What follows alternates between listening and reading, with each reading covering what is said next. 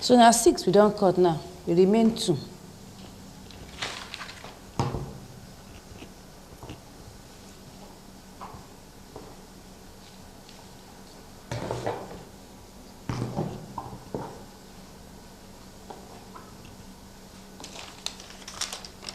You go see say I dey try make I manage my material well. Now so you supposed to. Make sure say may you no waste una material. Because at times when I dey do flare, they waste material well.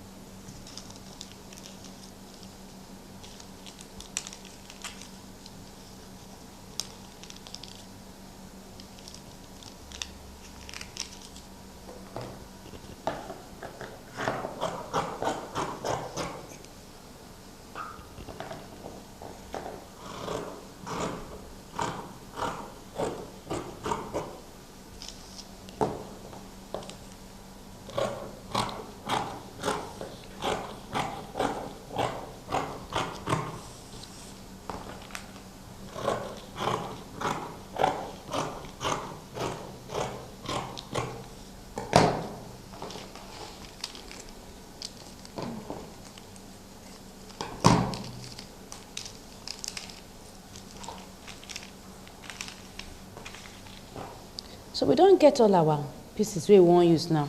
Now 8 we won't use. Make we pin them together.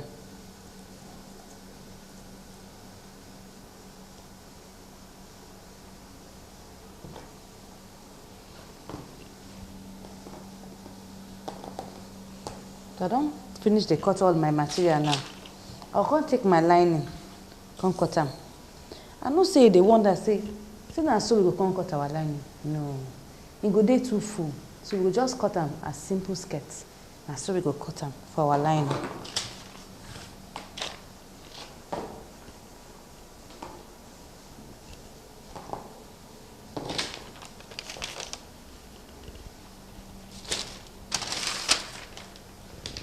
This is not the lining we will go use. I don't already make the pattern for my simple skirt down, so I go just fold them, come cut them.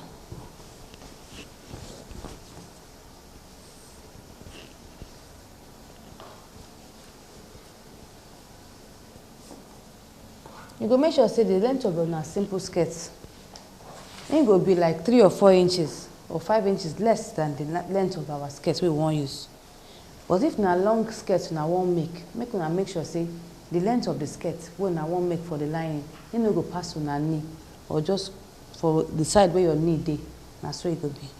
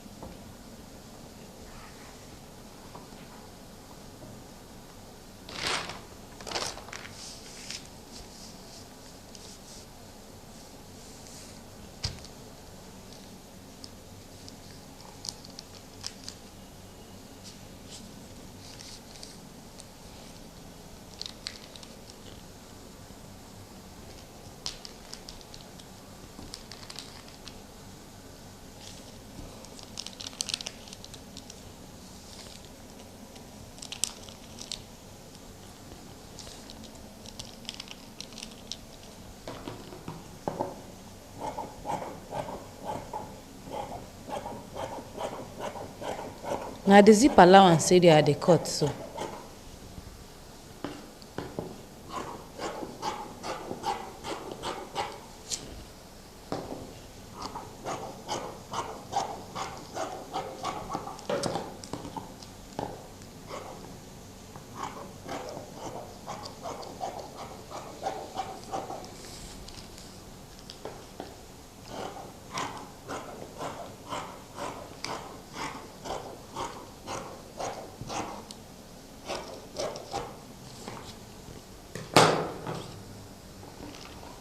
So we don't cut our lining with that. Make I remove the pins. Come notch them.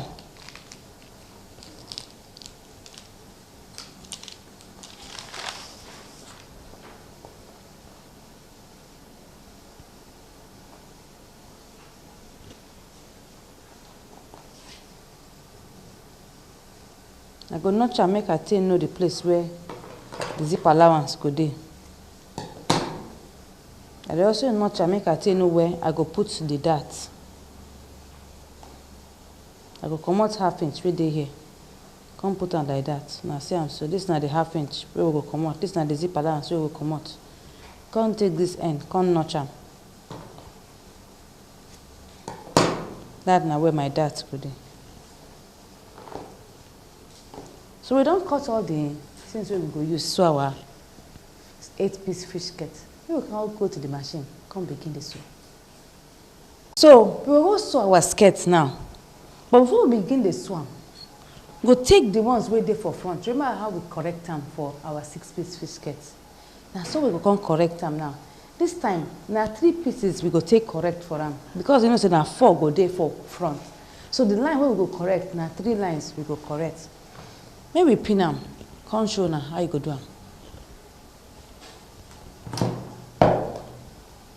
I go first pin the 4 where I say we wan correct.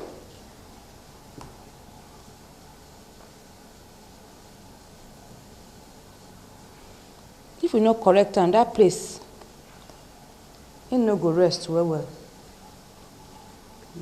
Smaller pins.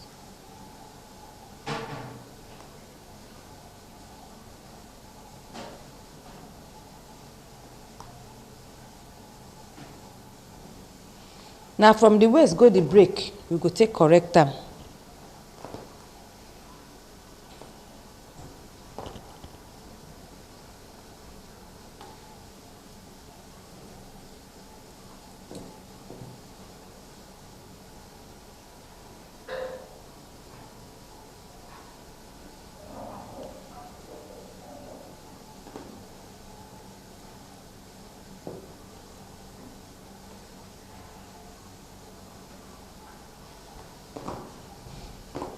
So I go take my roller, come put am for the waist, come go the break, come use tailor's chalk, mark am.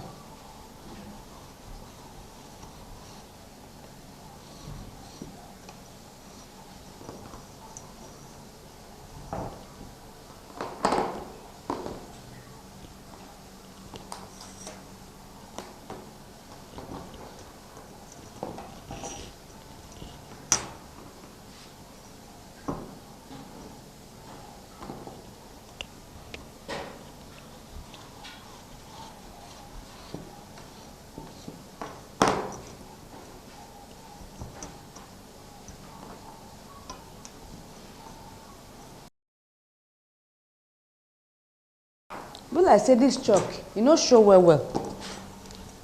Make I use another color, draw am for on top.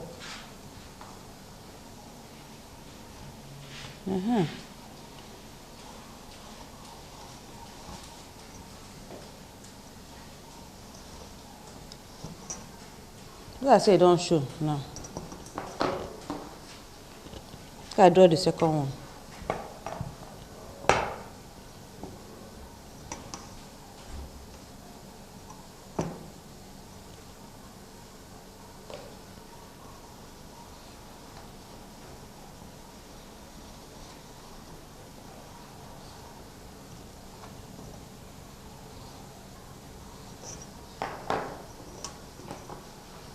So I can't join these ones together with this place. But before I join them, make I draw the line first.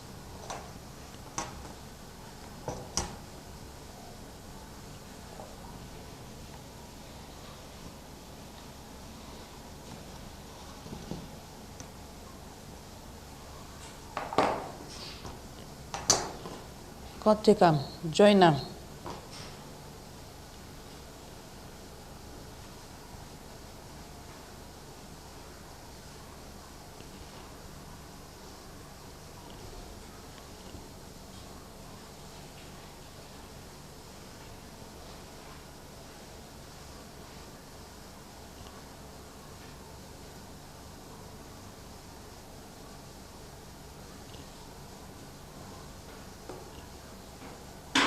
I just hold them together like that. Okay, good. Maybe come go the machine. Come begin the join.